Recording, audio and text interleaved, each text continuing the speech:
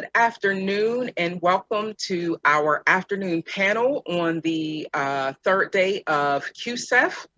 Today's plenary is entitled Youth as Teachers. I'm SHALLEGRA. I'm the program director of the Heinz Fellows program at the Center for Urban Education at Pittsburgh, and it is my distinct honor and privilege to moderate our youth panel this year.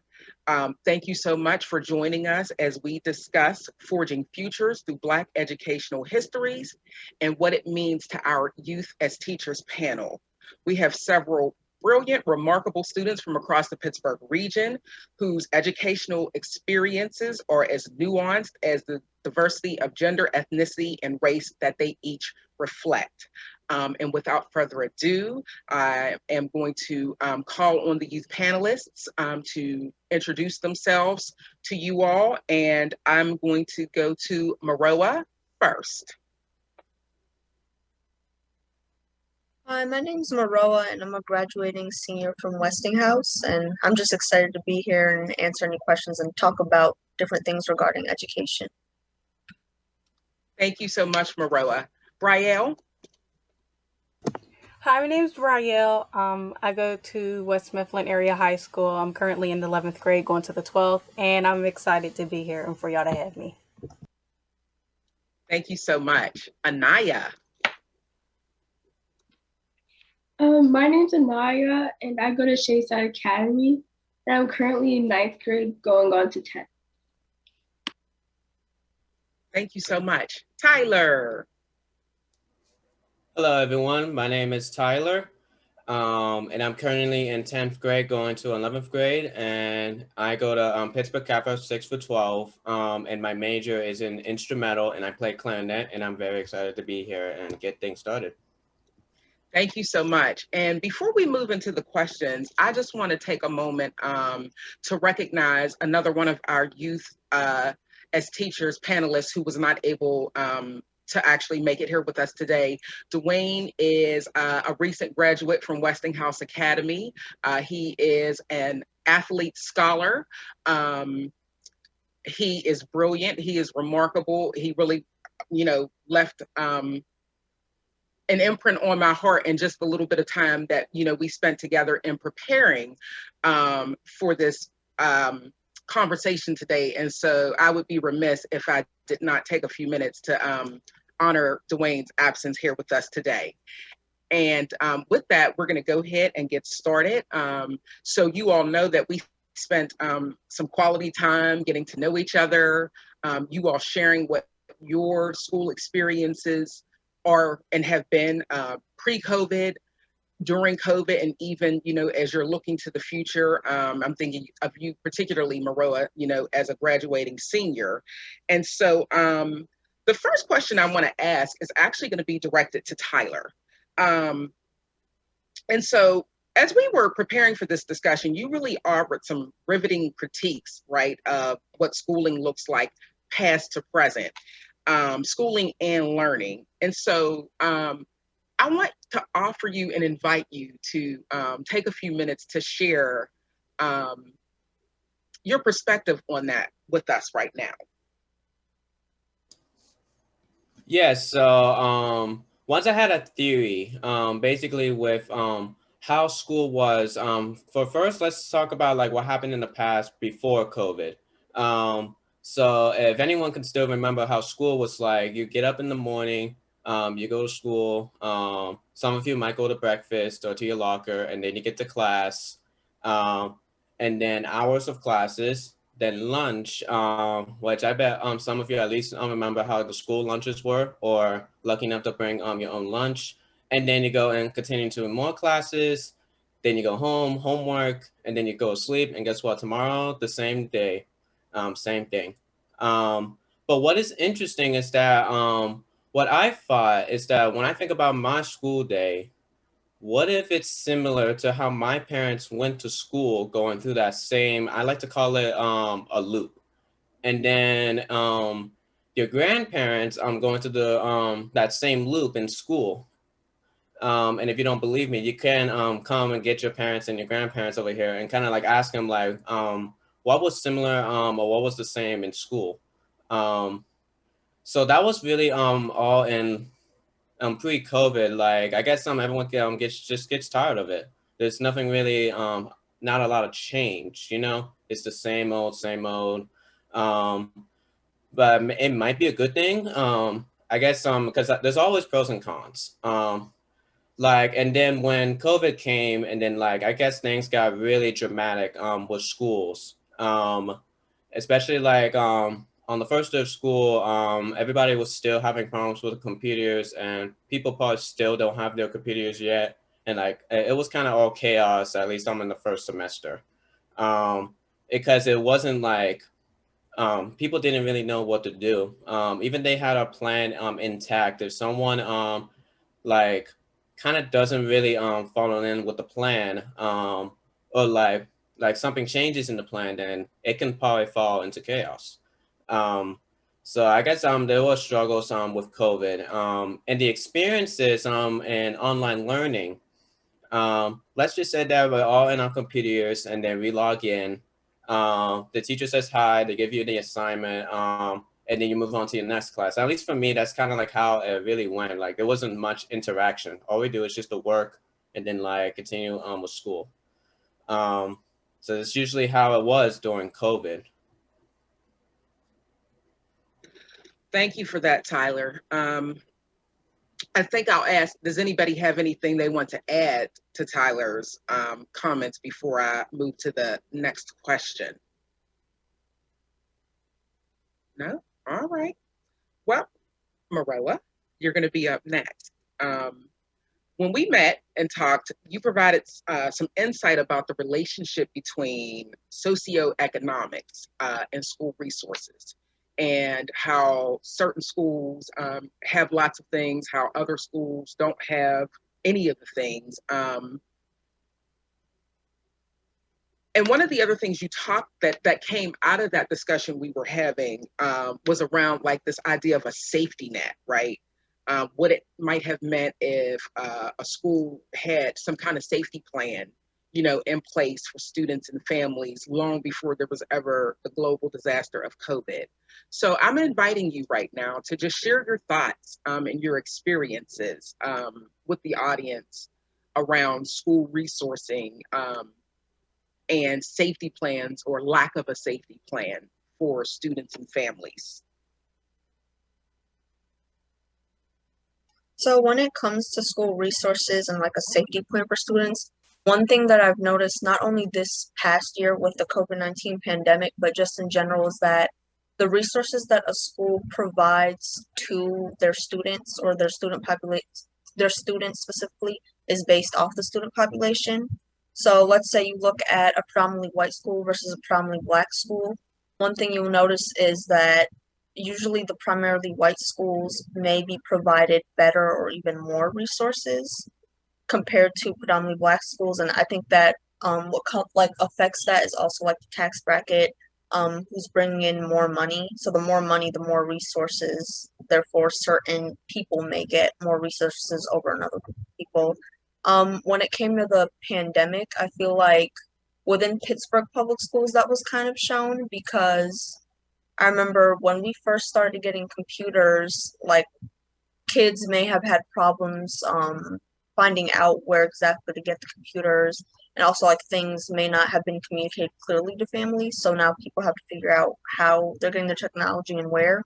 And also when it came to the use of computers, you know, some kids, like Tyler was saying, some of the computers were either broken or not working properly, so kids were having a hard time connecting to school, or they still haven't gotten their computers now. So one thing I'll say is when it comes to a safety net, not every kid is provided a safety net within their school, and that's kind of solely based off of the lack of resources within the school. Thank you for sharing that, Maroa. That actually brought up another thought for me. And I'd like to invite you to, you know, share with me what you think about like digital literacy and what's called the digital divide, right? And so what we understand about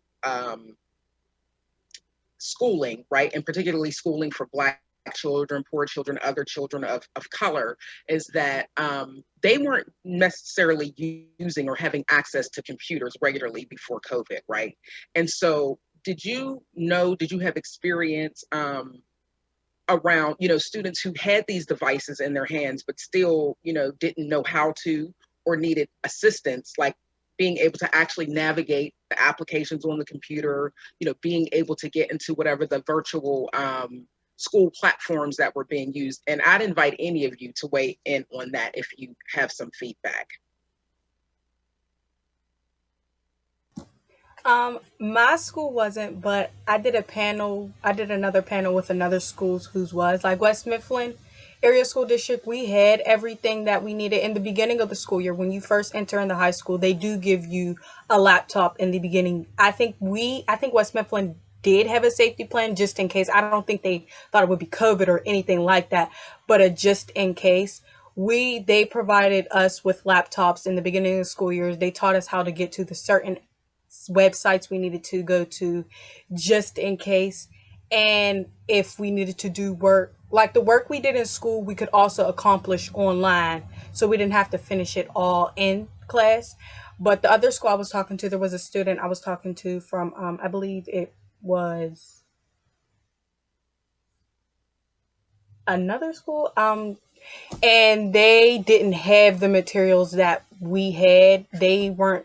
They got laptops within later down, and when they had the laptops, they had no communication. They didn't even know how to use it. Some of them, they give them laptops with no internet, and they only provided one laptop within the household. If there was 2 kids who went to that school, the 2 kids could only share one laptop. So I haven't experienced it, but I know people who have experienced it. Thank you so much, Briayelle. And Maroa, I think I seen you come off mute. You wanted to share something also. Yeah, I'm sorry about that. It was taking forever to go off mute. But like based off my personal experience, when I went to my previous school before coming to Westinghouse, technology was like the main focus on how we were being educated. So like when it came to writing papers, we would actually write our papers on the computer rather than handwriting them. When I came to Westinghouse, before like the COVID-19 pandemic hit, one thing I realized is kids didn't necessarily know how to do certain things on the computer. Like, yeah, they would know how to like search things up or maybe type their papers out, but like things like downloading and stuff like that, and maybe sometimes even sharing would be a bit difficult for them. So one thing I think that something that kind of contributes to the technological divide is the fact that kids aren't taught certain skills at a certain time in their life. So when I was a junior at Westinghouse and I saw kids preferring to write on paper rather than actually typing it out and being able to, see their word count, one thing that just contributes to that divide is not introducing technology to kids early enough in their education, or at least trying to educate them on the skills needed to do certain things or perform certain tasks technologically. Thank you, Maroa. And I'm thinking as you shared that with me, that so many mission statements of schools, particularly high schools, right, is that they're graduating students who are college ready. But no college professor is going to accept a handwritten paper of any sort for any reason, right? Tyler, did you want to add anything before I go to the next question? I seen you nodding your head. If you don't have anything, that's okay. No, I was nodding my head just because I actually really agree.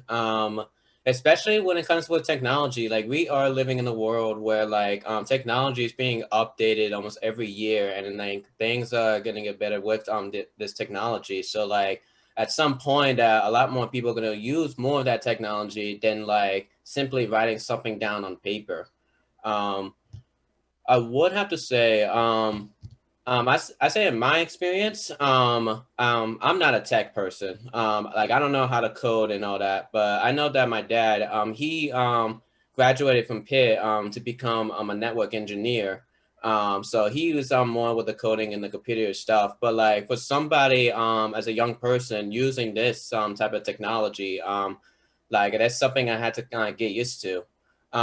But But one thing, like I said before, there's always a pro and a con. Like the pro, technology makes it easy, but then the con is kind of like maybe like forgetting some of the old ways, like learning how to write. And one thing I always tell people just to kind of scare them is that like, what if that this powerful technology like become like the Terminators and like turn against us humans? Like I would say that even though technology is getting better, at least learn something extra. Like right now they're making cars that drive by themselves and park by themselves, but then like how are people going to learn how to drive like if that technology like breaks down and it's going to be off for a day? How are you supposed to drive? So it's like at least the skills of driving, because like soon you're not even going to use that technology because you know how to drive. It's the same deal. I love it. Thank you, Tyler. Anaya, I wanted to give you an opportunity to share anything about the technology piece or digital divides, as you may have experienced it before we move to the next question. I agree with like people should be like learning how to use it, because although they might not need it every day, it should be like important just in case they do, because it's kind of like a life necessity, but you never know when it will be like something serious that you'll actually need to know. Thank you so much. Oh yes, Brielle.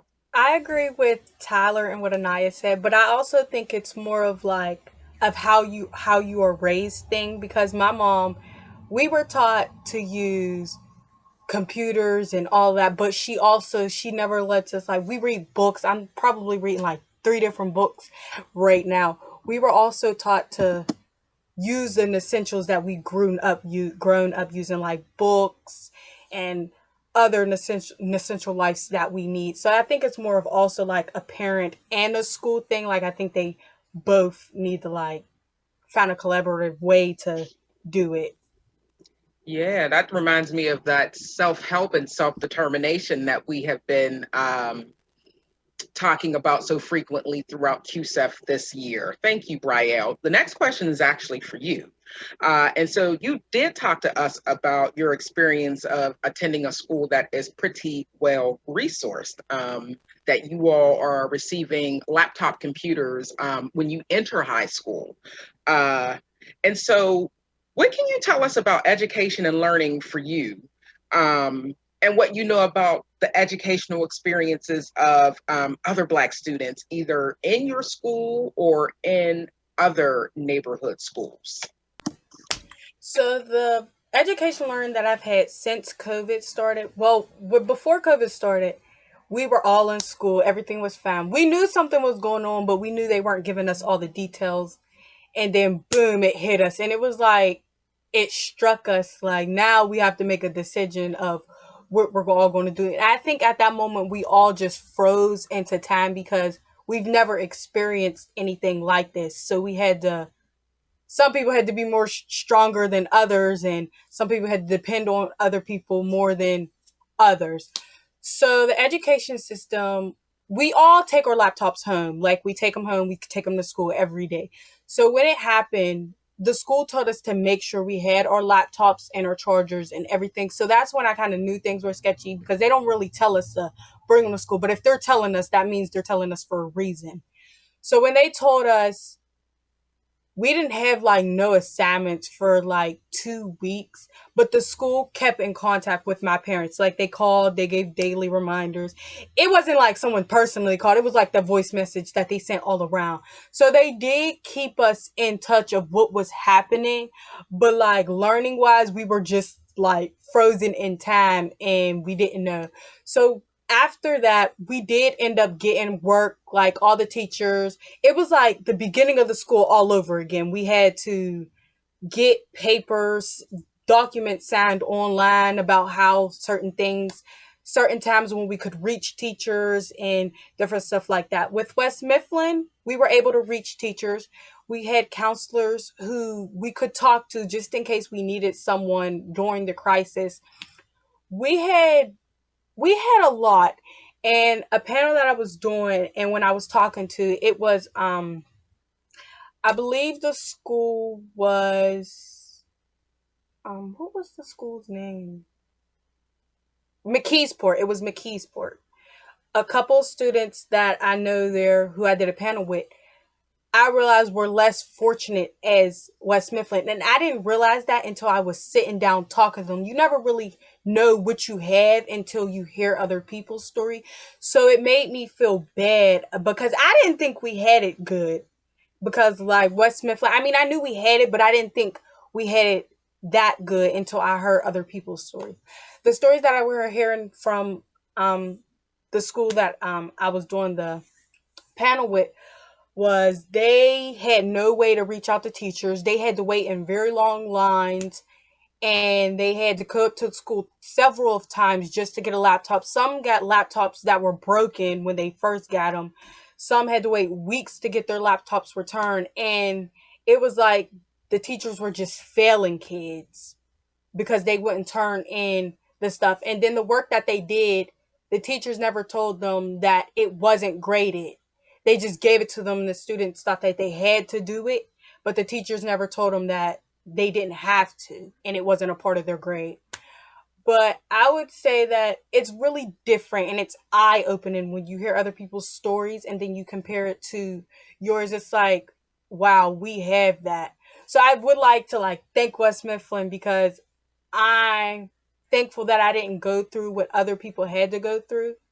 And I'm happy that I passed the 11th grade. And I'm happy that I had teachers to reach out to me. I could email. I remember I was taking I had a math test the next day, and I was confused on questions, and I knew it was late, but I still had to ask just to clear my mind to make sure that I got it. And I emailed my teacher at 12 something at night, and she responded at night. So I think that I had the stuff that I had to pass, and unfortunately other people didn't have that.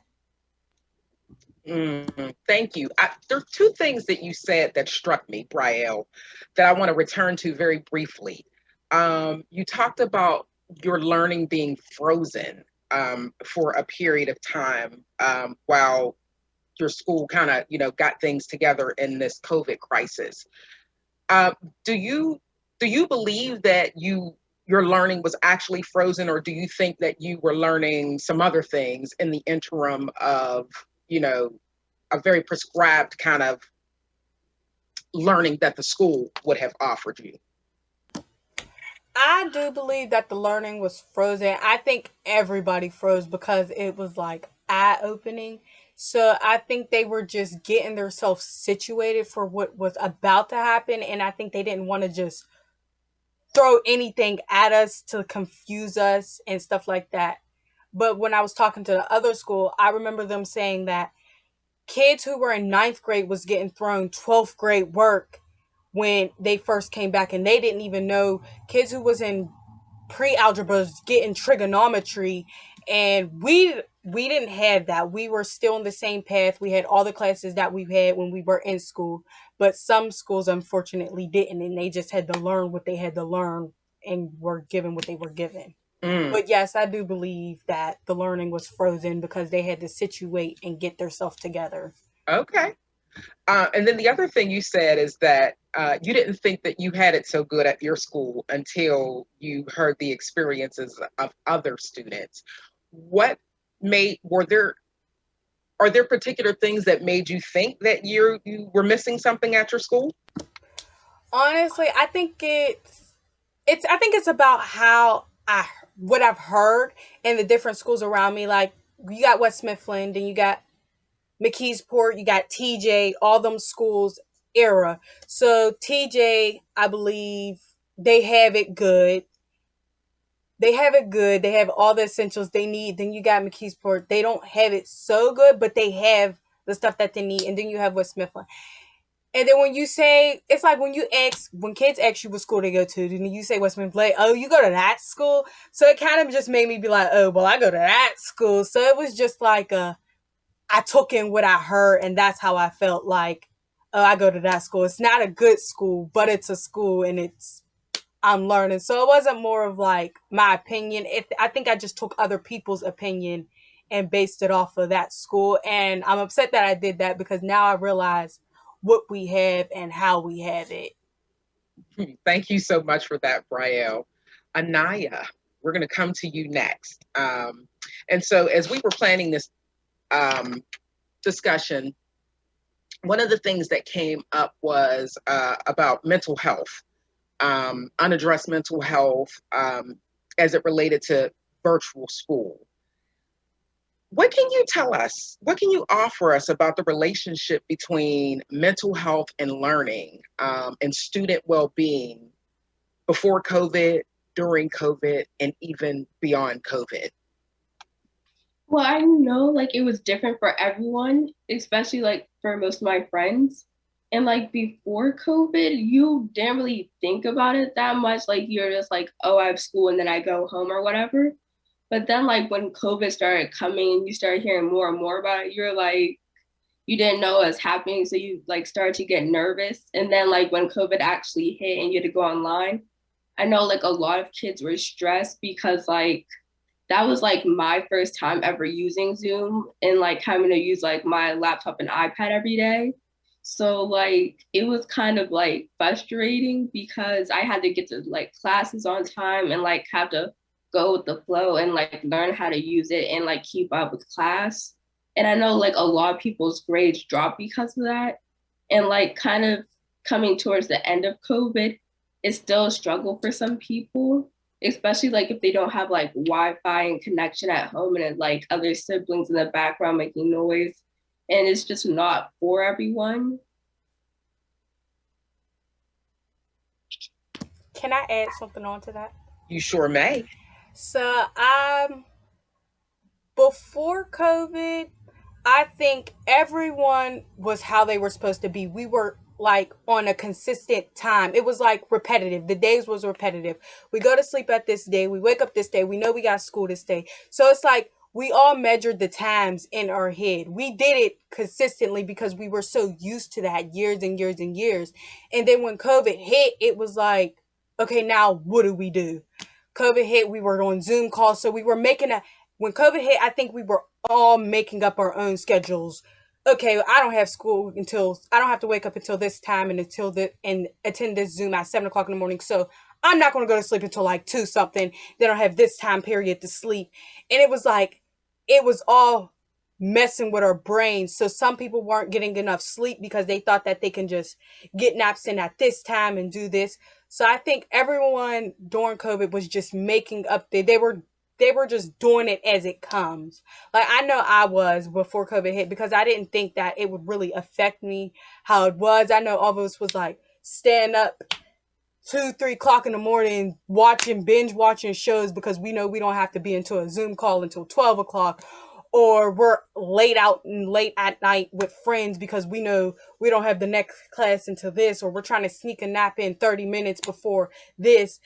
And then not after COVID because COVID's still going on, but like when COVID slowed down, I think all of us got it together. Like we have a consistent, not more of a consistent, but like now it's more consistent. Like we know how we're supposed to handle things and when we handle it. Like for we have to wake up. Well, we don't have to wake up, but we have to do attendance between 7 and 9 o'clock. Those are the panels. That's when they leave it open. So I wake up at 7 o'clock. I do my attendance and my geometry class live meeting. We have the options to join the live meeting or not join it. So I felt like joining the live meetings will get me up and moving and ready for the day like I was in school. So I decided to join the live meeting. So I would wake up at 7 o'clock, do the attendance. Then I would take my shower and do everything that I needed to do to get ready for my day. And then I'd just be on Zoom calls or I'll do work until that long period of time.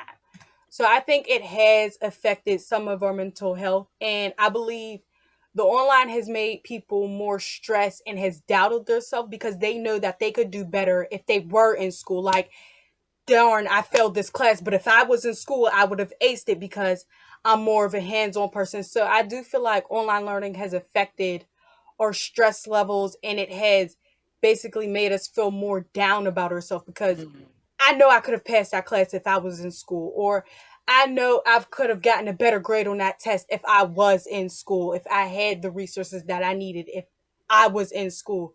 So it kind of makes us frustrated, and it makes us like, okay, well, now it's just about passing school and getting it over with. It's like they feel like the teachers are not trying to help them, and it's just all of it's on them in Mhm. this online system.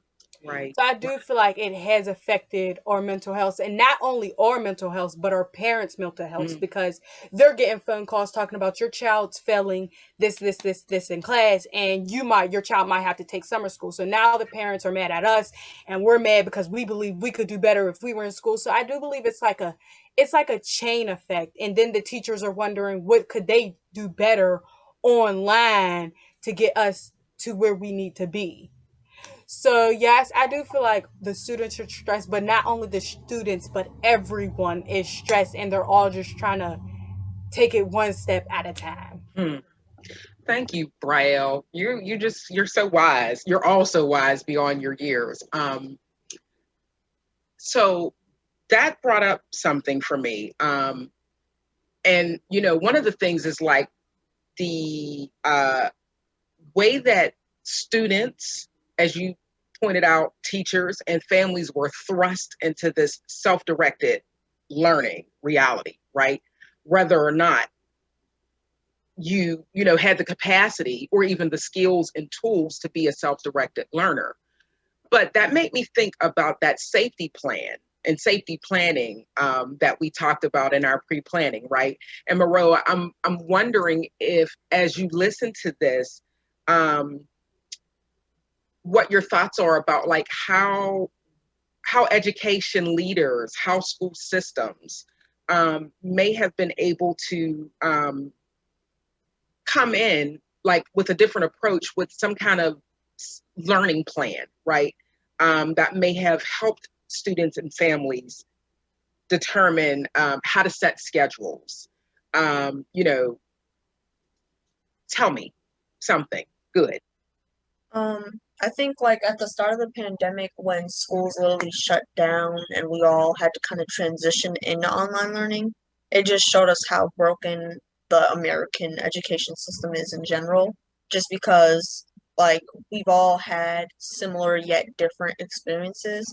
Like for me, since I'm in Pittsburgh Public Schools, when we had that happen, I know like at my old school, within like a week or two, they sent packets to kids' addresses for them to do, and then maybe they would mail it back or they would just submit it online. But specifically with Pittsburgh Public Schools, at least, when that happened, we were out of school for like a month because they didn't like they literally had to plan everything out last minute. So like they had to figure out, okay, so what software are kids gonna use, how are teachers gonna upload work. So like it just showed kind of how unorganized Pittsburgh Public Schools was on their end and how it kind of affected students because when I was doing the online learning, like after they figured it all out after that month, I used to always like be on it in school. Like when I was physically in the building, I would like do my work in class and get it done before the bell rang, and I would make sure I did all my homework and everything.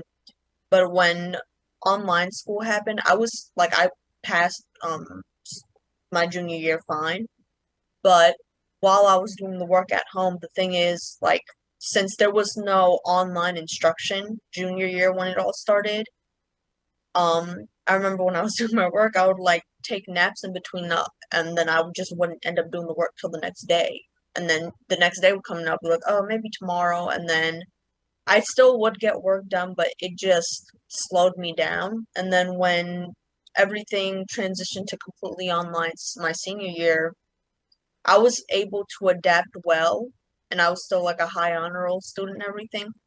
But a lot of kids I know struggled because it was like something just like the fact that this is our first time doing this in our lives kind of just shook everybody. And also, like some students or a lot of students can be hands-on learners. Luckily for me, I was able to adjust to the online thing, but some kids weren't able to adjust to it, unfortunately, and it took a toll on their mental health and their grades. Thank you, Maroa. Tyler, I see you shaking your head. You want to share something before we move to the next question? Yes, I actually had to add on with Burrell and Mara about like how really online is and how stressful it is, because from my experience, like we just like we went back home and then the news said that everyone's officially now in quarantine. So like we were just not in school for like almost like a whole month. We thought ourselves like an early spring break, and yeah, we were happy. So it's like we can take our time and all. And while that time I was just watching TV and stuff. And the plan was that we were gonna come back after like the official spring break, but then that never happened. Now it's said because it's like we're coming back next week. We might come back next week, and then like we're not coming back at all. We're not, we're not coming back at all. So then it took a while to like to really make a plan. But the good news is that we were able to have our computers, but then like make sure we have them charged and everything. Like our stuff is probably packed somewhere, and like if you left something behind at school, then like you have to use the resource that you have at home for now. So then because we were about to finish the school year strong, like my teachers were very excited just to finish the school year like strong, and like good luck next year. I have high hopes for you. But then now it's like tiny little bit of assignments for us to do, and like and they were graded, by the way. Like we didn't get to meet. Like I know my reading teacher, she had a YouTube channel, and she was been filming like what should we do like for that class time, and the assignments will be on Schoology, and my math teacher will do the same. It's except he makes a video on Schoology instead of YouTube, and show us like some I guess new math skills and stuff, and like so on so on. And then there was summer, but COVID was still here. And I also had to add on with the mental health. The mental health, that was something that was really big during COVID. Especially with myself handling with the depression and the stress and the anxiety with COVID. So like during the summer, like everything, it was just summer, but it was not the same. Like we were just like at home most of the time. And my mom planned for us to go to like Myrtle Beach before online schooling would end, and like we were all stressed. Like we would rather just stay home instead of going anywhere. But then that little part of us said, I need to get out of this house. We need to go. But like things handle out. We were able to like socially distance. We always had sanitizer and wash our hands and everything. So and then online school like came in, and things it was like a train wreck. I said first semester it was a train wreck. Like I agree, especially for me, I'm a hands-on learner. Like I'm a visual learner. Just like learning how to like do it myself instead of someone like telling me how to do it, or like the other way around. It's like yeah, let me just do this myself. And that way I learn. The way how I learn is just that I always do things like repeating and repeating, so that way it becomes a part of me. But then with COVID and online learning, it was kind of a struggle. And I say math, like and math, it was really hard when doing this online. Like if we were back at school, I would have done this a lot better. My grades would have been better. Like that's how I felt. Things were really pretty like not good.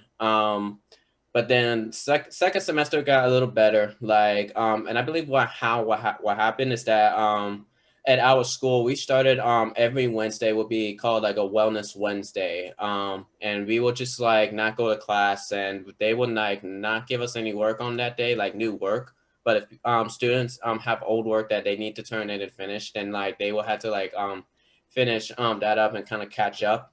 And also a time to like really just get off the computer and like disconnect with yourself and like just chill. Um, so so it was something like that. And like things got better because of that, because like we all needed a break, and we all need to like find where we are and just finish up with the school year. So that's not really how it is. Even for like once we everyone's getting back in person and COVID's like really slowing down, one of the first things that we're probably going to be doing is like begging for our principal and teachers and like to the whole to everybody, like, can we please keep the Wellness Wednesdays? Like, I feel like everybody needed that.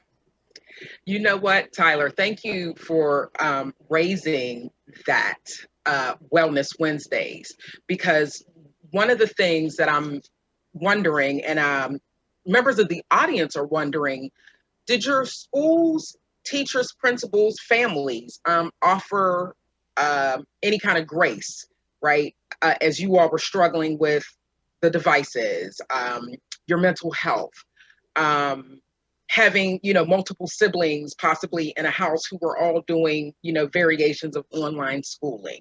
And Tyler, it sounds like, your school certainly instituted the Wellness Wednesdays for that, but I'd like for AHNIYA, Maroa, and BRIAYELLE to share, what grace, if any, was offered by your schools. So I do believe our school, we had a hybrid option. So I do believe the schools realized that most people are more hands-on, so they opened this new idea of a hybrid situation, meaning that some kids could go to school through this grade within the week. So I do believe some schools had that option and some schools didn't. My school did. So when we had that option, some kids were able to go to school, and I do believe it like kind of made them, okay, I got this. I'm able to go to school now. I can see the teachers. I can ask the questions. So I do believe that they did like try to open a new option for kids who were more online, and some of us it might have worked and some of us it might not have. But I know with me, my mom wanted me to stay home fully virtual, and I didn't have a problem with that because I could adapt either way. I'm just like, I can grasp on really quick, so if she wanted me to do online, I can do it. But I did that mainly because I have a little brother at home and I couldn't risk getting him sick just because I wanted to see my friends, or just because I miss seeing a poster, or just because I miss walking in the hallway. So I stayed online the whole time. But I know other students who did have the option to go to school said that it was opening and it was more better for them, and their grades actually did go up. Because I believe like 80% of West Mifflin was failing because of the whole virtual thing. But when they opened the hybrid, that wasn't the case. So I do believe some schools did try to, adapt to it or throw out different options for it, because I know my school did. Okay. Maroa, what about you? Um, so for Westinghouse on Wednesdays, it was kind of similar to what Kappa did, but what they did was we would have half a day on Wednesdays. So what happened is we would end at like 11 or 11:30, and then after that they would expect you to kind of do your work like the rest of the day virtually. But I remember when I would just use my half a days as a way to like get ready and go off to work. I remember kids like, for me personally, and I think a lot of kids thought this, the half a days, we didn't really see a point in having them because we would only be in school for like 3 hours really that day. So I personally thought it was useless, and I wouldn't go on later on in the day mainly because I would always have my work done. Um, like one thing with what Tyler was saying with the Wellness Wednesday, um, and with what my school was doing with the half a days, I feel like I thought, or I was told this whole time that it was half a days for the whole school district, but it's news to me that Kappa did Wellness Wednesdays, which I think if Westinghouse had that where kids didn't have to log on Wednesdays, because a lot of kids were complaining about it, they thought it was useless that we were logging on, and I thought that too.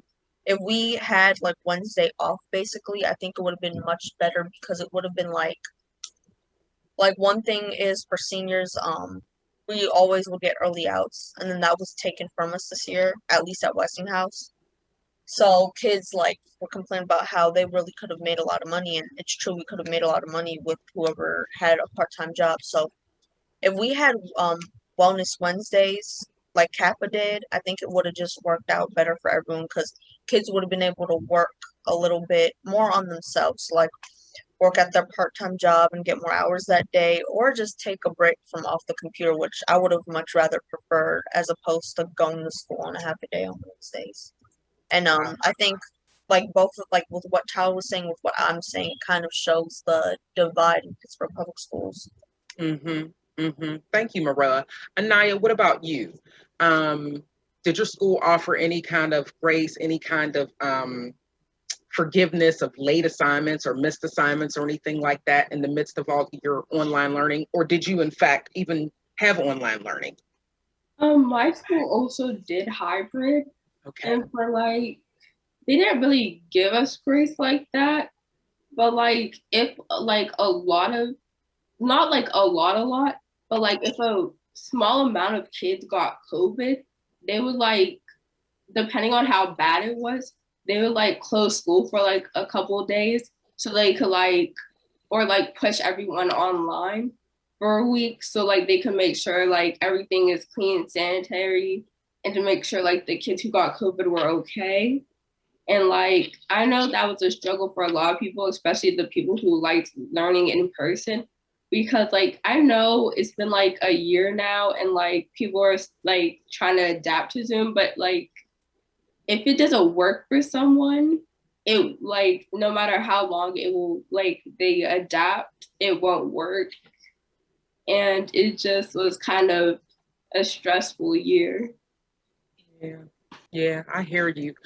You know, Maroa, you raised an interesting point in your response that I want us to take a few minutes to think about. And I'll ask each of you, you know, if you have something you want to share. So, you know, while the world was closed down, experiencing a global pandemic and COVID-19, there was also more police violence against Black citizens occurring, you know, all kinds of incidents of racialized aggression and violence. Talk to us about how you all in your own personal lives were experiencing what many, you know, have come to characterize as a dual pandemic, right? Of really flagrant anti-Black violence and racism in the midst of a global pandemic that really impacted and affected Black people, right? In disproportionate kinds of numbers. And so, you know, if you think about how your own families and your own households experienced, you know, either loss of work, being characterized as a frontline employee, or, you know, being on the front line in a healthcare kind of capacity. Talk to us again, like about what your experiences were along those lines. And I'll go ahead and Anaya, I'll start with you. It was kind of like scary, but then also like some important, because like you actually learned like more about how people see situations like these, like people who truly care, people who are only using it for like views and stuff on social medias, and people who are like uncomfortable talking about it when they really just don't care.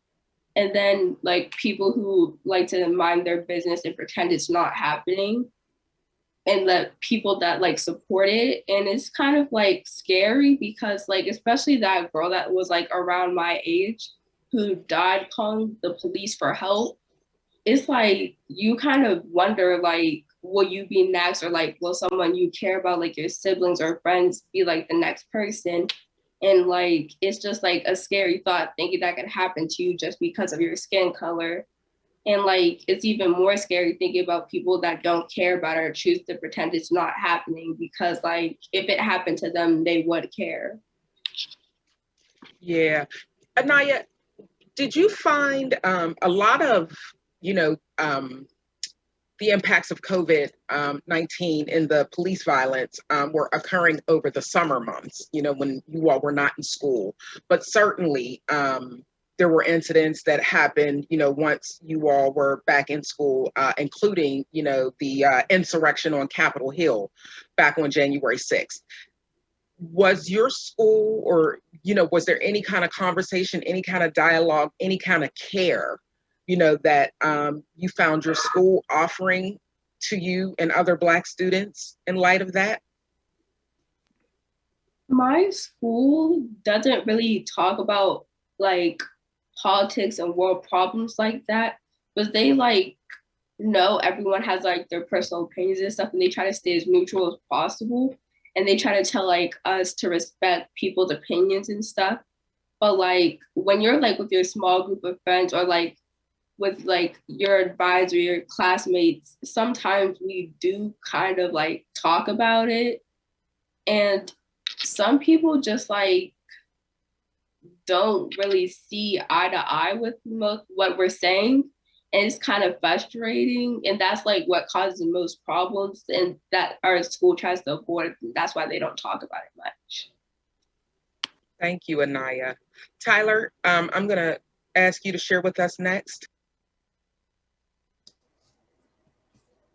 Yeah, like things were just really sad, and like I feel like that's one a really big reason with this mental health that me and my friends all had because of like what was going on with politics, and also with the police brutality. In my school, we would just come together, like my principal's idea was just for all of us to come together and like kind of like talk about it, because really the staff feared that we'll be like kind of like keeping in our feelings. So like they had us kind of like talk about it and have our feelings known and released, and most of us were just outraged.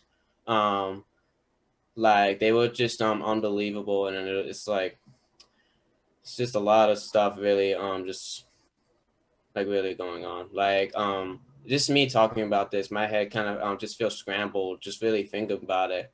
Um, and like when I saw this like on the news with George Floyd, like at first I didn't really know what was going on until I really get the whole explanation of what was going on, and that it just felt very sad and outrageous. And then what was more outrageous was that he was not the only person involved. Like there were many other Black people just getting murdered by the police. And like some of them were like years ago before George Floyd, and that was like very frustrating.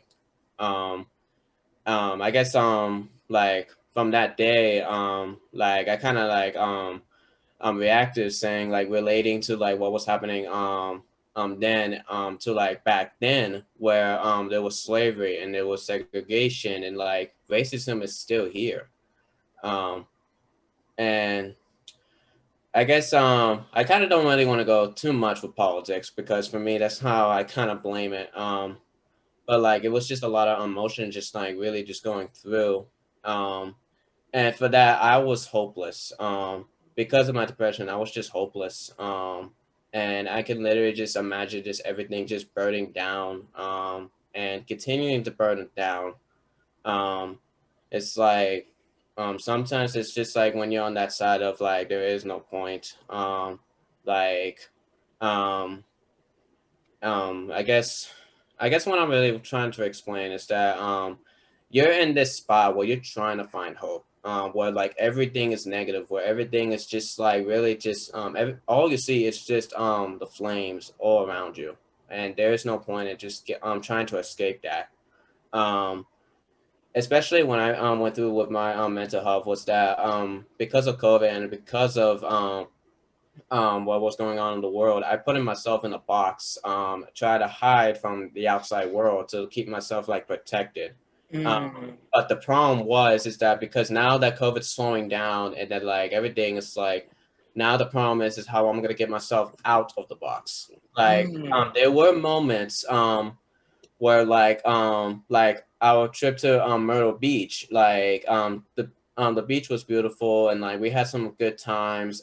Or we go out on a drive in the Jeep and just like drive around, like just at least just get to see the city. Like that was like me kind of like peeking my head out of the box. But once we head home, it's like, all right, back into the empty box. Like that type of feeling. Thank you, Tyler. Maroa, you have anything you want to share with us? Yeah, I was gonna say that like this past year with the Black Lives Matter movement and the COVID-19 pandemic, the pandemic itself highlighted the racial injustice in our countries, specifically because I remember on that time when Breonna Taylor, Ahmaud Arbery, and George Floyd, when all that happened with them, and like with the Black Lives Matter movement protesting practically every day. Like I remember it was just happening so consistently here in Pittsburgh and across the country. It just highlighted the injustice that was taking place in the world and how bad it was, which kind of opened up my eyes because, like, here in Pittsburgh, not ever since that I've been here, but like here in Pittsburgh, most of my family consists of Black people, even though I'm not Black myself. Like, I have older half siblings, they're half Black. Their mom's Black, and then my nephews are Black. And when all this was happening, it kind of opened my eyes and made me fear for their lives, specifically my nephews, because like they're little to me, they're still little babies.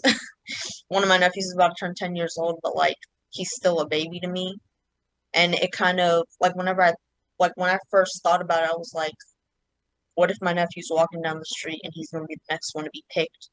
So it was kind of like an eye opener as to how racial injustice is plaguing our lives. And what was amazing about it is it opened my eyes and it showed how much young people my age, want change. Because since we were all transitioning to like being online, even though it wasn't school, like I was more on my phone. I was on my phone the most this past year compared to all these years that I've had a phone myself. So when I was like on Instagram, people would share posts with like hotlines to call like maybe the mayor's office or like state representatives and things like that.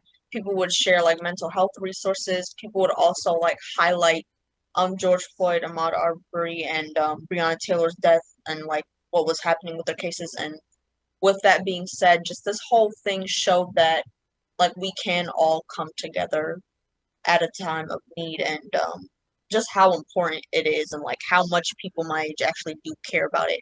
Even though it seems like we don't care, we might stay quiet. It's kind of like we're told to be quiet. We actually aren't. Thank you, Maroa. Brielle, anything you want to add before we transition? Um, I feel like racial injustice have always been around, but like Maria said, I feel like it gave them that push to like basically give them the clear and do whatever they wanted. Because I was assaulted by, well, I was beat up by two white police officers on a school bus. So I feel like I know I know what they're going through. Like I experienced it firsthand. It's like you see this stuff on TV, you see all this, like you see it on Instagram, you see it on Snapchat, but when it happens to you, it's like, wow, that happened to me. Like that happened to me. And then you're told to be quiet or you're told that it's your fault. Like I remember when the incident did happen. I was on a bus, yada yada yada. And when it happened, I believe they sent me to Schumann, and um I had to talk to somebody in order to get out of Schumann, and I guess he was basically the judge to clear if I was in the right or if I was in the wrong. So he basically told me, well, when the incident happened, after it, I had a black eye. My my spine was fractured. I had bloody nose. I was sore. I had inflammation to both my eyes. Um, I had a concussion. A whole lot was going on with me, and so he basically told me his exact words was, "Be glad that's all that happened to you." So basically, it's like you just gotta take. They're basically telling you to take what you take what you're given, and just be quiet and be hush about it. And since COVID has happened, this happened, I believe, December around a year ago, and I still haven't went to court or none of that because they keep pushing it back. Like my incident doesn't matter, or like him banging my head off of the bus window doesn't matter, or him, my blood on kids all over the school bus doesn't matter, or him just pushing me off the bus, or him doing handcuffing me to the seat, or whatever the case. Basically, what he did to me doesn't matter. So it frustrates me because it's like, to the government, we're all just numbers. We're just numbers. And it made me realize, like, wow, I'm just a number. Like, they don't really know me. They just know what they are given. And they try to paint this picture of me. I'm a black kid, so I basically deserve what I was doing. Or I believe my lawyer, Paul Jubis, he posted the video, or he posted what happened about me on Instagram, on his Instagram page. And me, I know I shouldn't have read the comments, but I was prepared. Like, I prepared. People are going to have their opinions, and that's okay. I'm not saying people can't have their opinions, but they don't know me to judge me. They were like, well, that's what she gets. She should have never did this, or she should have never did that. And it's just like, well, y'all don't know what happened. Y'all only know what y'all are given, and y'all only know what they're only going to tell you. He's not going to tell you that I told, before he put his hands on me, to not touch me. I told him 7 times to not touch me while he was told me to get off the bus. And I was getting off the bus, but how do you expect me to get off the bus when you have one of your police officers standing in front of me and you're behind me? And when you told me to get off the bus, you're pushing me off the bus. You told me to get off the bus, and I was getting off the bus. I did as I was told, but you still felt like you had to push me, and you kept pushing me, and you kept pushing me, and you kept pushing me. And I told you, don't touch me, don't touch me. I did what I was told, and you still felt like you had to shine your badge and I'm this so I can do whatever I want to do. And I felt like they put not only security guards in schools, they put now police officers. So now you got school police in schools, and now you got securities officers in school. But why? It's like, we're more afraid of them than they are afraid of us, because they know that. They know that we're more afraid. And I feel like they use that to basically define who they are. But I don't want to make this situation about me. But yeah, I just wanted to put that out there. Briayelle, my God, I'm so sorry that happened to you. My heart is just so heavy right now, and I want to make sure that you know, and I know you know, but you're not just a number. Your life does matter, right? And what happened to you does matter. And I am so thankful. Not that that's all that happened to you, but that you are still here, sitting with us today, and all of your courage and bravery and power, right? To tell your story, and to remind us that you're still here. And so I just want to thank you for that. Tyler, that is going to cue us up for a piece of video that you shared with us. I was not a Captain America fan until you shared this video clip with us. And so we're going to play the video, just a particular part of the speech that really speaks to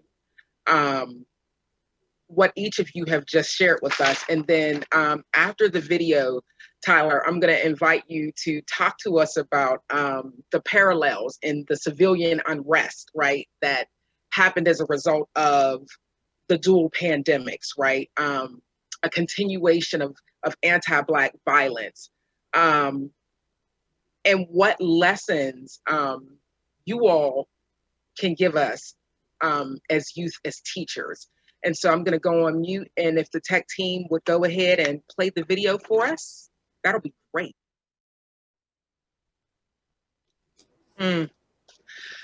Talk to us, Tyler, about the power we have to do better, right? the relevance to this movie clip in the pandemic and anti-Black violence and online schooling. So let me start off like what was actually going on in this clip. If y'all seen Falcon and the Winter Soldier, then like you guys kind of know the setting already, or at least if you've seen the Marvel movies and all that, then you're kind of really gonna really understand. But it's not really the point. Marvel's not the point. But like first off, when I actually wanted to carry it off when he said you had to stop calling them terrorists. It's just that it kind of makes me think that like they're just people, because what was happening was that these terrorists were actually a group of people who actually end up homeless after the events of Endgame, where because half of the people were erased and then they were brought back. Like things were trying to go back to normal, but like now it's like whatever happened when half of the people were gone, life was kind of perfect. But then when half of those people came back, now it's like, okay, back to normal, and you don't live here anymore, get out of here. And now they just end up like homeless and poor.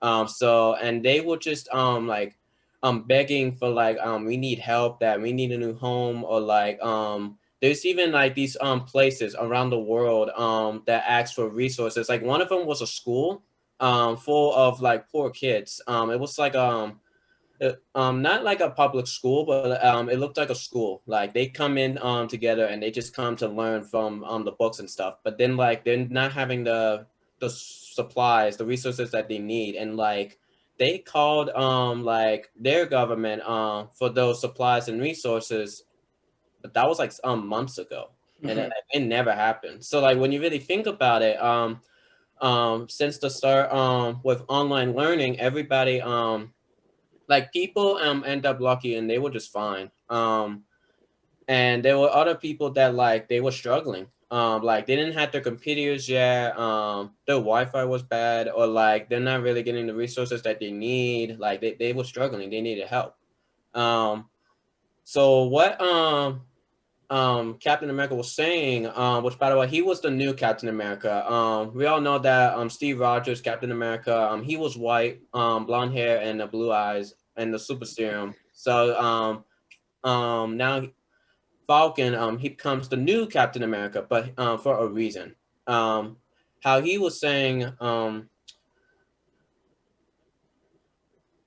like how people, like how the government, like, because right now they were just about either kidnapped or they were literally about to die, and like they were like asking for him to help them out, like save them. So now it's like, now you know how it feels like to be helpless, but you only felt like that for like 30 minutes. Those people who were like begging and struggling, they probably were like helpless for almost like the rest of their lives, so like for years. So like it just really makes you think about that. It makes you just feel bad. And the other part I wanted to add was like how he was saying that I'm a Black man carrying the stars and stripes.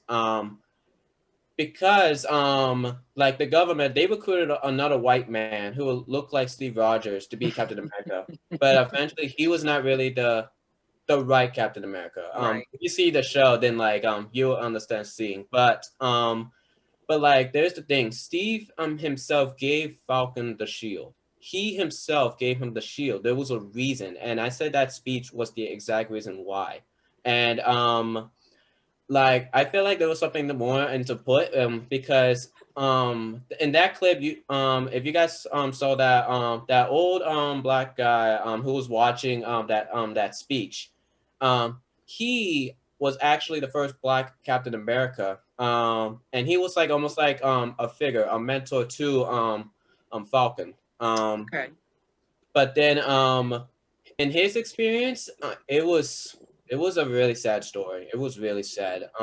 Like for him being Captain America, he was thrown in jail for 30 years, and he was tested and he was tortured, like just saving people's lives and like carrying the stars and stripes. Just being Captain America. but really, Captain America was supposed to be a white man. So like, Right. he was having a really rough time back then, because that he was black. And he was warning that to Sam, like the stairs, the judgment. But yet I'm still here. I'm carrying this shield, and I'm with you all. Like he's here. Even where he straight up that old guy that he straight up said to Falcon, just to really warn him that they will never let a black man be Captain America. Like he straight up just said it.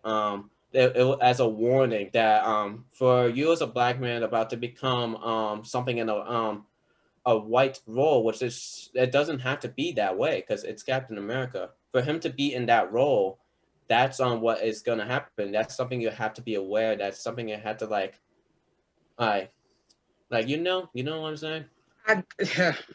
That was deep and that was heavy, and I'm so appreciative of that, Tyler. And I think one of the things that I took away from that, and I'm so grateful to you for sharing that movie with me and even all that background, is that in spite of and despite, right, the extremes that certain people will go to, right, to deny us our basic humanity, right, to deny us our needs, our basic needs, right, that we are going to, like, we're not going down without a fight, right? We are going to stand up, and we're going to because we're here, right? We are here. And so wow, this time has gone by so quickly. I'm getting kind of sad because we're like getting close to the end. And so I have a final question that I would like to pose to each of you. And the question is, what is the most important thing that educators and education leaders need to do to forge a future for Black educational equity? And AHNIYA, I want to start with you. I'm sorry, could you repeat that? Absolutely. What is the most important thing that educators and educational leaders need to do to forge a future for Black educational equity? To understand that not everyone has the same stuff, especially like at home and stuff during like COVID. Not everyone has the same stuff like the school has or other kids have. We all come from like different backgrounds, and then you need to find a way to like work around that.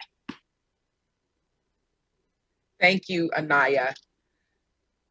Maroa, what is the most important thing that educators and education leaders need to do to forge a future for Black educational equity? I think access to proper resources for all students would bring about equity, just because, like, when it comes to a student receiving their education, and based off my experience, like attending predominantly Black schools and schools in lower income communities, the better resources a student has, the better they are going to do in school and the better they can do after school. So when schools provide different types of resources to their kids and don't limit or try to take away resources to their students, then their kids have a higher chance of succeeding. Thank you for that, Maroa. BRIAYELLE. I feel that all schools basically need to educate us, not on the school system or the school's curriculum. They need to educate us. Y'all are given 180 days to teach us kids, and y'all choose to teach us about World War II, or y'all choose to teach us about the Pilgrims, or y'all choose to teach us. Y'all don't teach us how to pay bills. Y'all don't teach us how to park cars. Y'all don't teach us how to file taxes. Y'all don't teach us the things that we kids need in the real world. Y'all don't teach us. Y'all teach us about Rosa Parks. Yes, we learn about Rosa Parks and we respect her 100%. Y'all don't teach us about why Rosa Parks is, or who Rosa Parks is, why she is who she is to this day. Y'all don't teach us about other, like, the Statue of Liberty was black before it was green. Y'all don't teach us things about that. Y'all just teach us the school curriculum. Y'all are not teaching us for real. Y'all are just teaching us what y'all are given. Y'all are not teaching us what y'all should actually teach us. Y'all are just teaching the school's curriculum. And I feel like that's messed up. For 180 days, we got to sit through the same stuff 12 years throughout our learning. We have to sit through that whole thing. And what we take and get out of it, we graduate, we learn how to multiply, we learn how to subtract, but we don't learn how to file our taxes. We don't learn how to. I didn't even know how to file taxes until my mom taught me. Once I got my first job, then that's when you get the taxes. No school taught me how to do that. No school taught me how to look for an apartment, or no school taught me how to get ready for the real world or get ready to become an adult. Mm. But yeah. Yeah, right. And I think Tyler kicked us off, a few hours ago by sharing with us that if you asked your parents and your grandparents and your great grandparents, that they would tell you that those are the exact same things they learned for 12 years, 180 days.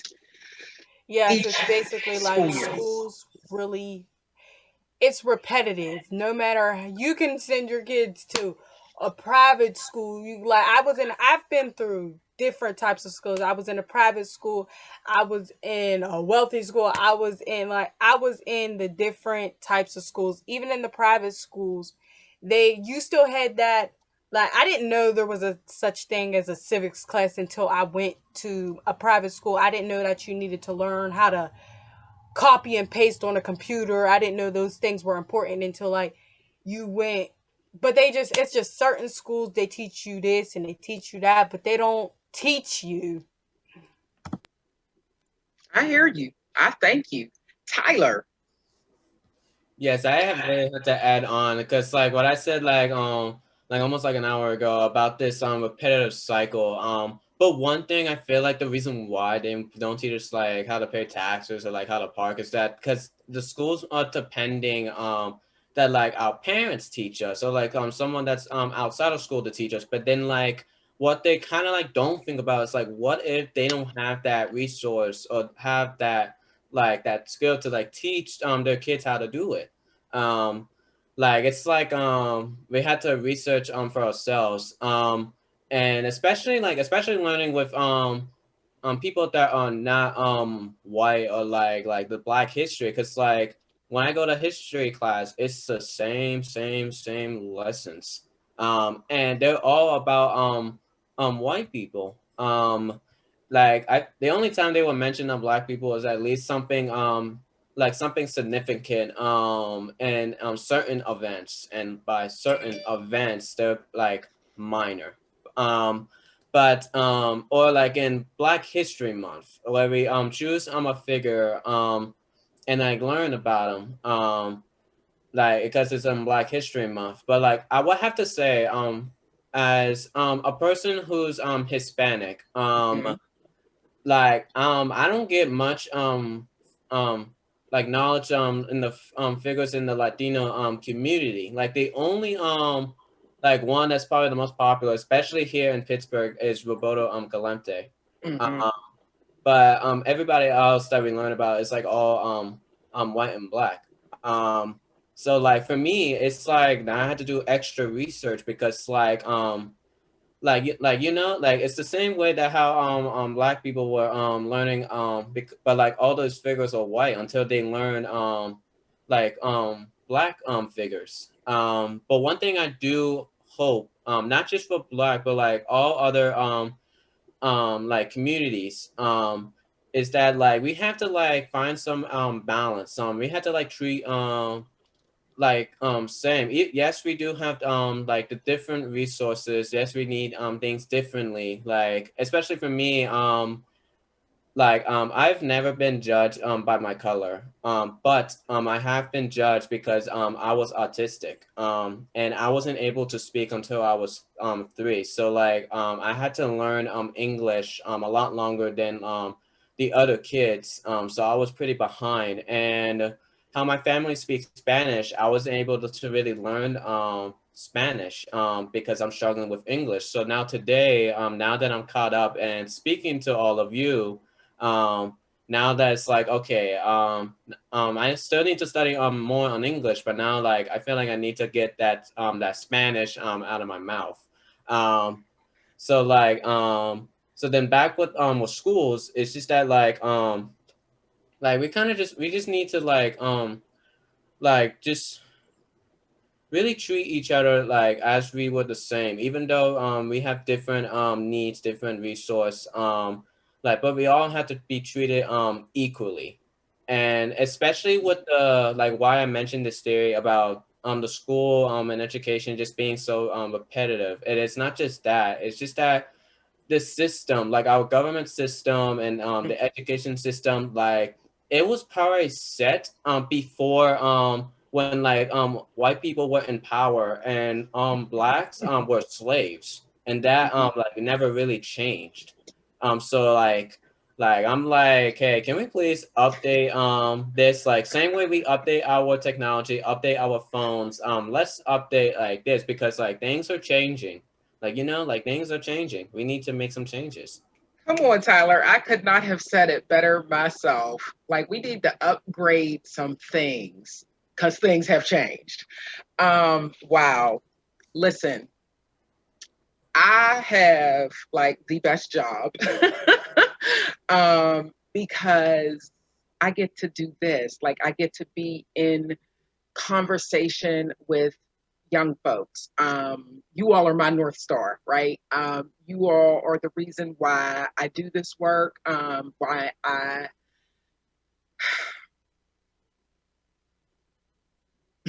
why I do this work.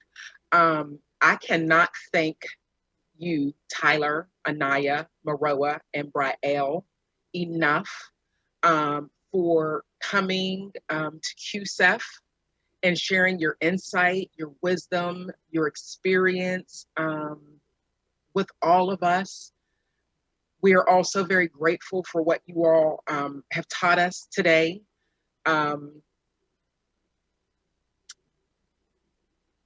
Wow, my heart is so full right now. I wish we were in person so I could have been giving you all hugs every time we met, and another hug before we left today, but I don't know, I guess maybe you'll have to call me or email me or something, and we'll have to get together in real life. But I just thank you so much for what you've shared today. It's been an honor and a privilege and a pleasure to share this space with you all. Thank you for what you have provided to us that we need to know as educators and education leaders about how to better support you all in the communities that you come from. Before I wrap up with the housekeeping tips, any last remarks, like 30 seconds or less, that any of you all want to share before we go? Briayelle, anything you want to share? I just would like to say thank you to everyone for like giving me this opportunity to talk and to open my mind and to just let it out, because like I said, I feel like we're all trapped in this bubble in the house with the same people over and over again, and it gives you an open mind and it just clears your thoughts and lets you at ease. Well, thank you. But I just wanted to say thanks, and I appreciate every single one of y'all. Maroa, any parting thoughts you want to share with us? I was just gonna say thank you for giving me this opportunity. Like it was nice meeting you all, and it was also nice having kind of difficult conversations. We were still like it was still like a lighthearted atmosphere, but it did get serious at times, and I think we all handled it pretty well. And I just appreciate you all listening to anything that I've had to say. Thank you. AHNIYA. Thank you for like having me, and thank you for like reaching out to me and giving me this opportunity to do this. I really enjoyed it. Tyler. Yes, thank you for having me, and thank you with the opportunity. And if we were all in person, I would actually just give all of you a hug because I need to feel some physical love. Yes. like, and by I mean physical love, you know what I mean. Yes. And like it's always been a pleasure to like really give out some wisdom and really just like hear everybody's views. Like it's not just my own. I always love listening to everybody's point of view, even when we disagree. Like because we're all human and we all go through different experiences, and like it's just something that that I just needed to hear. So thank you with this opportunity. Listen, we needed to hear what you all had to say as more than, right? So yeah, we're just so deeply thankful and gratitude to all of you all. As you all know, tomorrow is our fourth and final day of CUESEF. How timely that we are wrapping up CUESEF in 2021 on Juneteenth. So please join us tomorrow morning for the last day. We'll begin at 10 o'clock a.m. promptly. We'll have 3 concurrent breakout sessions. One of them will be the Retired Black Teachers Project that the Center for Urban Education kicked off in the 2020 year. The Hines Fellows is going to be the second concurrent session. Another fantastic work that I get the honor and pleasure of leading. And so you'll get to spend some time with me again tomorrow if you come to that session. And then we're also going to have our Pittsburgh Education panel, followed by closing remarks by Dr. Vanessa Siddle Walker. You will not want to miss that. Please refer to your agenda for the pertinent links. I believe DJ Pivo will probably be somewhere in our virtual space tomorrow spinning. So we hope that you have enjoyed our youth as teachers. We thank you so much for being in community with us this afternoon. And to my young leaders, my youth as teachers, thank you from the very bottom of my heart for being with me this afternoon. I love you, and I'm looking forward to seeing you in real life soon enough. Take care, everybody, and be well.